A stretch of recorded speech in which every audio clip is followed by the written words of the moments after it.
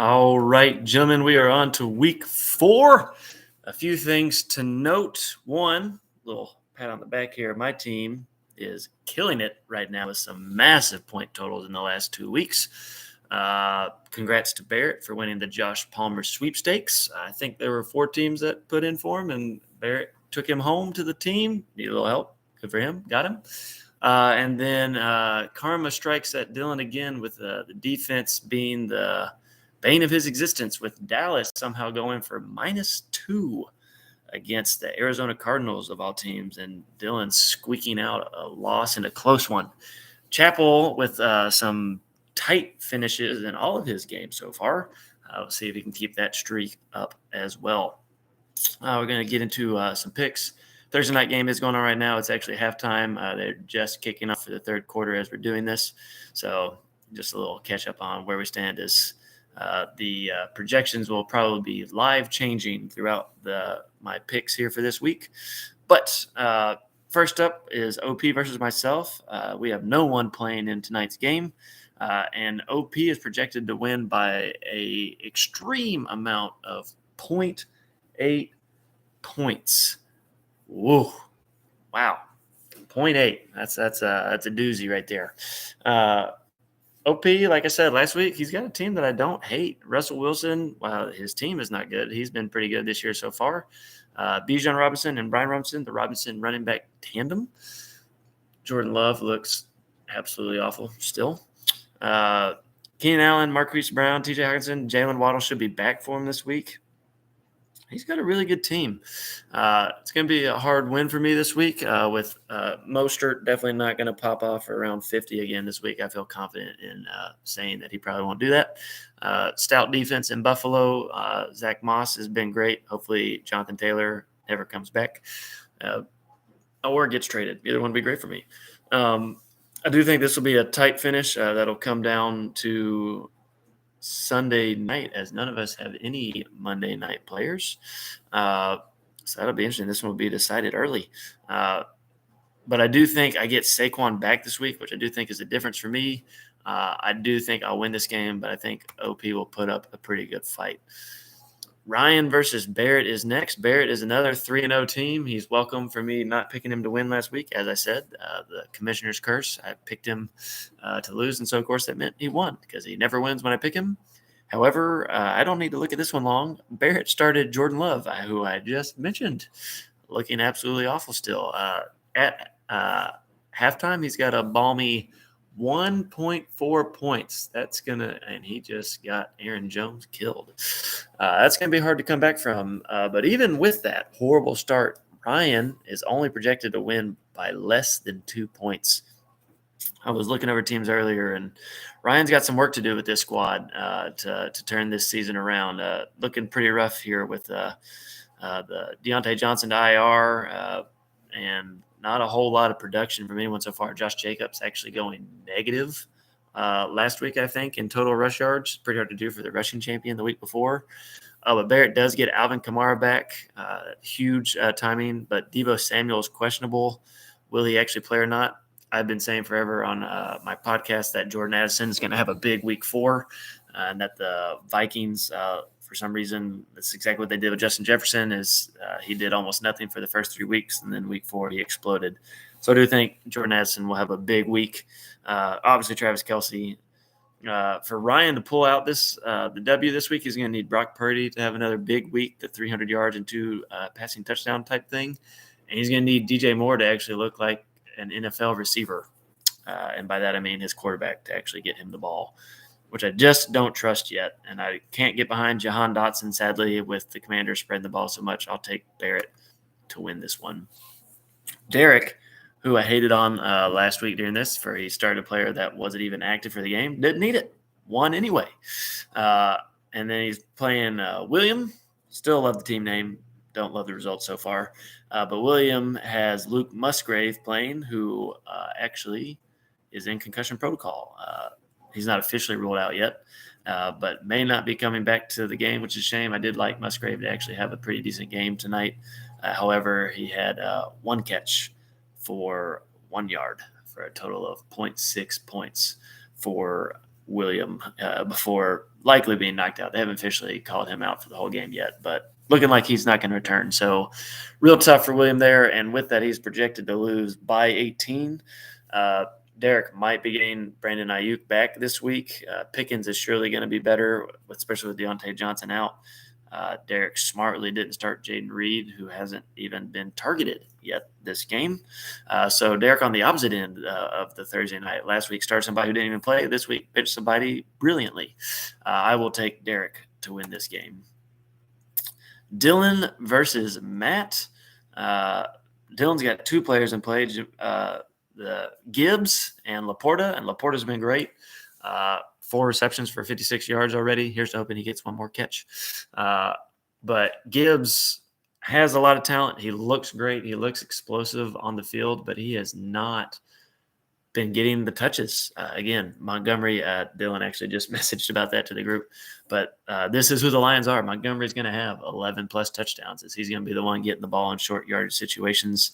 I do think maybe Gibbs will get touches later on the season, maybe to be productive. But even though the Lions spent a high draft capital on him, they don't seem to be that worried or interested in getting him a lot of work. Trevor Lawrence, as Dylan's quarterback, has to play over in London. So just a reminder, there is the 9:30 London game this week, so don't miss that as far as getting your players in or out of your lineups. Tony Pollard with a tough matchup against New England. They're good at taking away what people do best. And for the Cowboys, that is obviously not Dak throwing the ball. So I do think they will stop him from being super effective on the ground. Dylan did get Devon A-Chain in there after his big week last week. Not expecting him to do that again this week or maybe again all season. Matt, on the other hand, I said at the start of the season that he's due for some good luck in this league. It's been a rough stretch for him. Got a great team and a great start to the year with Kirk Cousins, Christian McCaffrey, James Conner. Darren Waller's been a big bust, but there's time for that turnaround. He did choose to bench Romeo Doubs, who's actually been pretty decent so far tonight, but nothing amazing, so I hadn't heard him to bench him. But I will take Matt to win this week. Allen versus Austin, the brother matchup. We got no one in this game tonight, and we have Allen projected to win by 8. Josh Allen probably going to have a huge week. Buffalo Bills are going to want to prove to Miami that they're still the top dog in their division. Rhamondre Stevenson, Kyron Williams, Jamar Chase, surely him and Burrow finally figured it out after last week.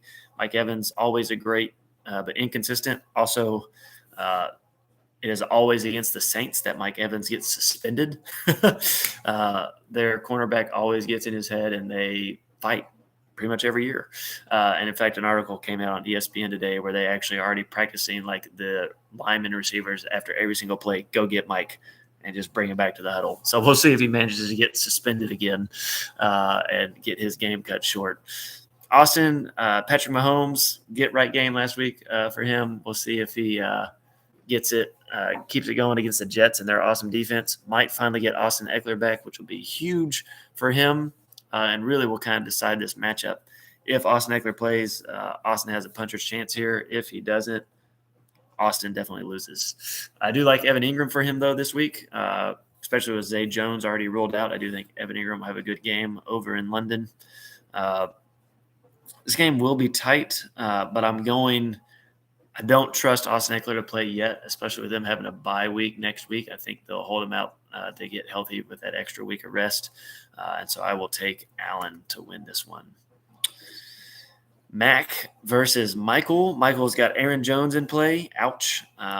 Just in general, anyone for the Green Bay tonight is ouch. He's got a total balmy 15 yards so far for 1.6 points. Not looking good. And with that, Mac is projected to win by 18 points. Mac with the Tua Tyreek Hill connection, that is dirty. But even with that, Mac is somehow only 1-2, despite how great those two have been so far this year. But I do think, even though the Bills' D is tough, I do think they'll get their points without a doubt. So I will enjoy having Mac win this week on the heels of those two. Calvin Ridley, also a great receiver, bound to finally get some touchdowns, as he's had 3 this year that were just barely out of bounds instead of getting both feet in. Yeah, Michael, I do like Michael's team a little bit. However, Kyle Pitts, Big Bus, Joshua Kelly has looked awful, and Austin Eckler might be back. I'll take Mac to win this one. Rusty versus Jeffrey. Jeffrey's got 3 players in play. David Montgomery, who, as already mentioned before within Dylan's thing, is annoying. Hardy has 2 touchdowns. Amon-Ra St. Brown, who also has a touchdown, so they're doing great. Christian Watson, who has only 1 reception so far, but he did take it for 24 yards. But not a bad start for Jeffrey. 32 points already, and Christian Watson will surely get more, and probably Montgomery with how this game has looked. Is projected to win now by about 10 with that start. But Jeffrey needs Anthony Richardson to get out of concussion protocol and actually play this week. That'll determine a lot for him, as he doesn't even have another quarterback, and we'll have to figure out what to do there after just picking up the Broncos to actually have a defense. Bold move after that 70 burger they gave up last week. However, it is the Bears they're playing, so probably good pickup. Rusty brilliantly benched A.J. Dillon, who has 0.5 points on the day, and has a decent team again this year. Rusty's getting sneakily better at this game we call fantasy football.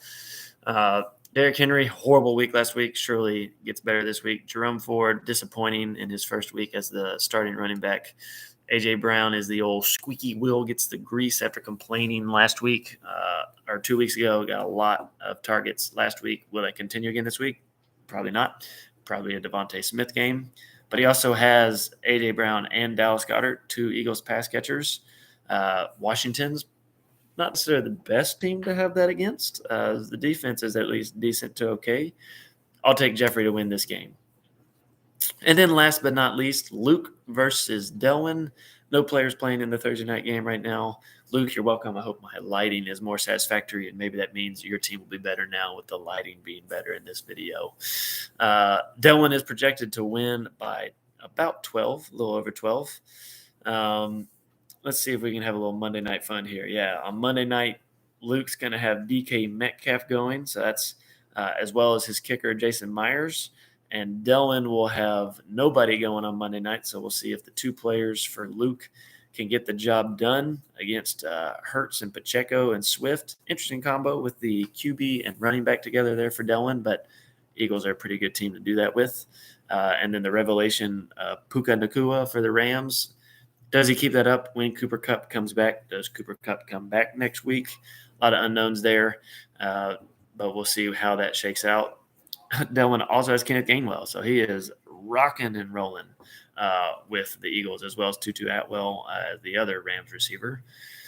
Luke, to have a chance, he needs Joe Burrow to be the Joe Burrow of old. Good news, they tend to do that, where they struggle early in the year and then come back later and get better throughout the season. So I do think Joe Burrow has a big game this week. Titans are terrible at pass defense.